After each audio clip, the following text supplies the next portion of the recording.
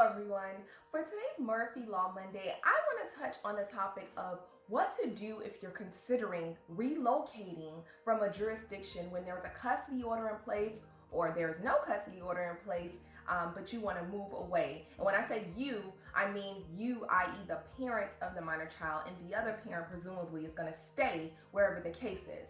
So I wanted to touch on this topic because it came up in one of my most recent cases, and I had to counsel my client on what to do, how to prepare. When she found out that she got a job, she had to do a series of events or initiate a series of events to allow herself to position herself in the best position for the court.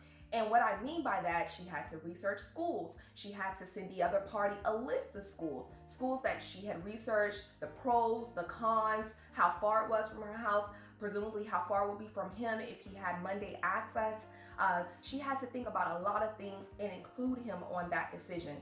Other things that she had to consider: her job. Would they allow her the flexibility to travel with the minor child to visit the other parent? She had to kind of come up with a system to where they would meet each other. The child is only 3 years old, which is another factor in the court's decision. How young or old the child is. Are they able to travel on their own? These are all things that the courts are considering, but I don't think people consider when they're relocating. They're more so thinking about their self.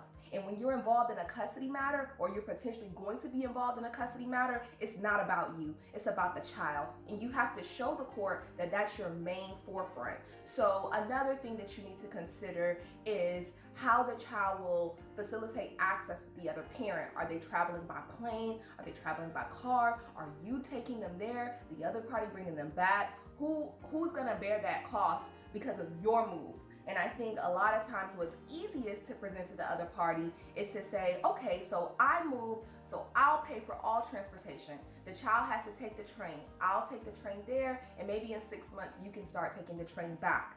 Things like that to kind of use I don't want to say a negotiation tactic, but that's essentially what it is, to help the other party see that it's not really about you and that you're trying to facilitate a schedule for the child that they can get used to being in two places at one time. Unfortunately, the child is going to have a lot on them with a move of either parent, but if you want to make it as smooth as possible, I strongly suggest putting a series of events in place, giving them notice. Number one, if there is a custody order, there is a notice requirement that you have to fulfill. My office would greatly help you facilitate that, so you don't have to worry about that. And in addition to notice, you need to make sure all your ducks in a row for the minor child. If you're in need of legal services in the state of Maryland or the District of Columbia, please give my office a call, 240-493-9116. Thank you.